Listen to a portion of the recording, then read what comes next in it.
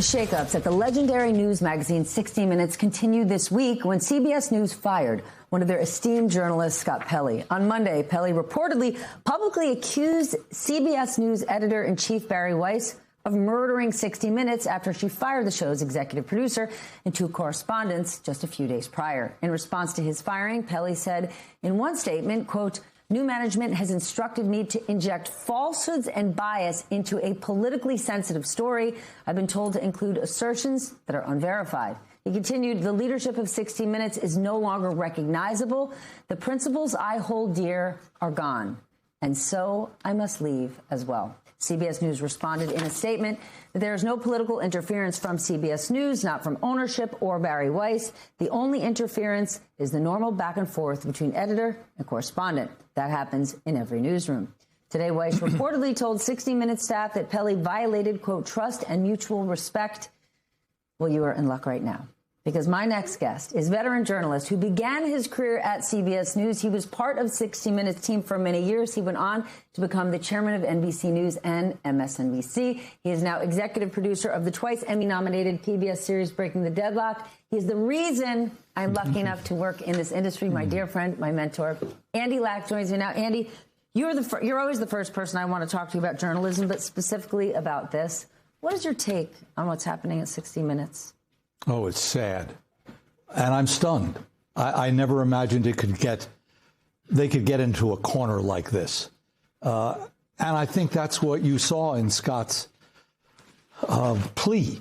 He was broken-hearted about where 60 Minutes was going with or under Bari Weiss's demands. He was so stunned that her approach was really to tear up the rug, that tech approach, disrupt. And wait a second, we're 60 Minutes. We're doing pretty well. There's a lot broken at CBS News, and you have a lot of big ideas, Bari, and that's good. And change is good. But us, like we're broken too, and do you know who our audience is? Do you know where we're coming from? Have you really watched us? Do you have a sense of the craft of what goes into a 60 Minutes piece? And my feeling is from the sidelines, she didn't, and she doesn't. It's funny that you liken it to how tech works, right? Move fast and break things. A friend of ours, fellow journalist Josh Tieringal, said to me, this is like the Doge approach to government. Yeah, I agree with that? Yes, I do. And there's kind of a cluelessness about it. It's the change is good and break it up. And to your point, and a thoughtlessness about it, particularly, I guess where I'm coming from in this one is, but not 60 Minutes. CBS this morning, CBS in the evenings, CBS 6 days a week is broken. Those programs have struggled for decades. And there's a lot of work to be done. And I don't know what CBSNews.com looks like or what they are in the digital space. But yeah, there's a lot of work to be done there.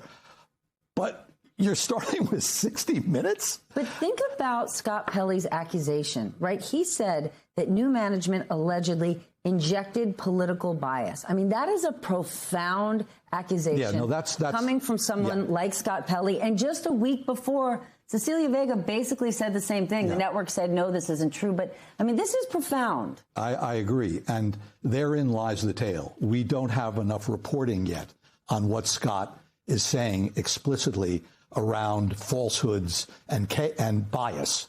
And the devil is in those details. But it's a stunning charge. CBS News basically created broadcast journalism. Don Hewitt, the creator of 60 Minutes, what would he say to what's happening? Well, I was lucky enough to come of age as a young journalist at CBS News in editing rooms with Don Hewitt. So he would say what the hell is going on with this lady? What are you talking about? What is your problem? Come on. And he would, in the old boys club, say, sweetheart, what, please?